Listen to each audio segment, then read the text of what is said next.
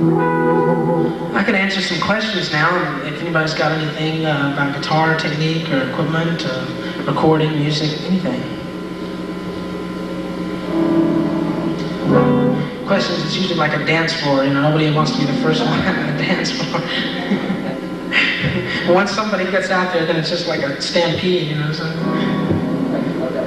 Okay? How would you work on developing speed? Okay. Well, I can speak about how one would do that. In my own case, I was just born with kind of a freakish nervous system. I just started out playing that way, and from when I was a kid, I played that way. It's just that when I was a kid, I played super fast, but it was probably kind of sloppy. And then over the years, or a few years' time, I kind of cleaned it up. And this was probably when I was about 10 to about 13 or 14. By the time I was 14, I had my technique pretty much developed. And then by the time I was 16, which I'm 30 now, all the techniques that I used today I had by the time I was 16. Actually, I never play guitar, and this isn't advice for anybody. I mean, it works for some, and it would definitely not work for others. And I'm not saying this is the best method or whatever, but just from my own experience, I always do better practicing piano. I love to play the piano and play keyboards, and the more I play the piano, I find the better I get on guitar, even though I don't pick up the guitar. So that's me. But I have some pretty strong ideas about how other people can do that. One would relate to somehow, in a way, how I did it, and that is the classical way, or the standard way of practicing has usually been learn the lick, really slow, learn all the notes just right, and then play it slow over and over and over and over and over and over, and then get it gradually faster and faster. Play it slow and get a little faster, and this kind of smooth gradation toward eventually being able to play it fast. But I think what happens psychologically, especially if you practice something too much, you end up getting kind of a mental block on playing it slow and never getting it to a certain fast speed, because the way the brain works, and you just play it too many times so slow and you work up to it, a lot of times it can be a hindrance. So what I did, and what I would suggest to people, is to just fracture the process. When you get a little faster, and then just totally break with the continuum and jump up into some speed that you can't play at all. Try it at a speed that's way above where you could play it slow.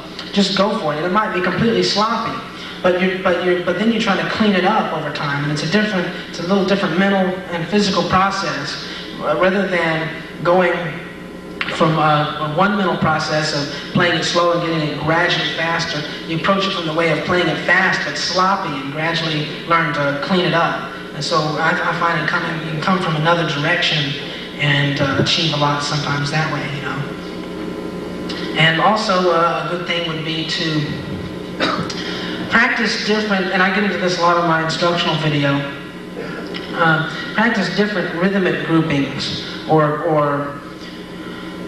what would one call them? Bites of information, or kernels of information. And what that would mean would be rhythmic fragments, different rhythmic fragments. Like things that would be, a rhythmic fragment would be in sixes, would be 1, 2, 3, 4, 5, 6.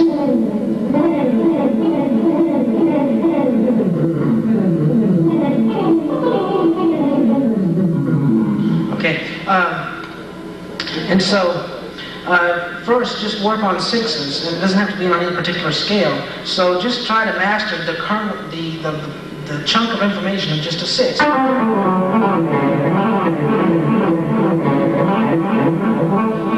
You can do them forward across the neck like that, or you can do them backwards.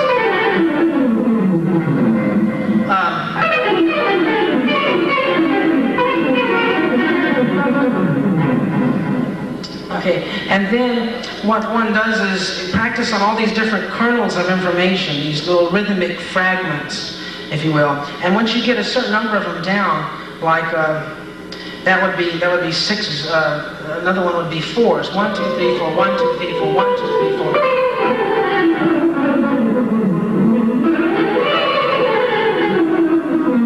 So that's fours. Okay. Okay, now I could do something putting the 4s and the 6s together.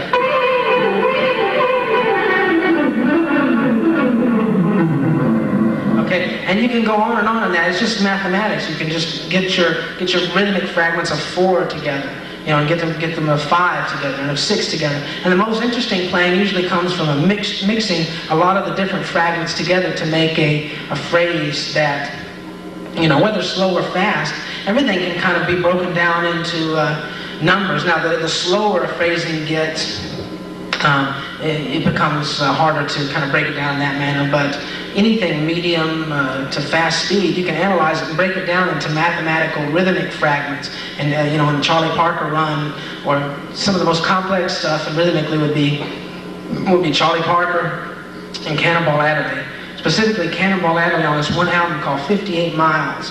He does a solo on Oleo and on Straight No Chaser that are the most advanced syncopation I've ever heard of anything in my life. It's just the most miraculous combination of rhythmic fragments. He's playing phrases and he'll have 2s, and then he'll go into 3s, and then he'll go into 7, 5, 4, and the mathematics of it are just staggering, but yet it all feels and swings just right. That's the hallmark of a lot of bebop phrasing, especially as a syncopation through combinations of different rhythmic fragments. So that would, besides being improving fast playing, that would add interest to the fast playing, so it wouldn't all be one graspable rhythmic pattern. It adds a lot of spice to it. So.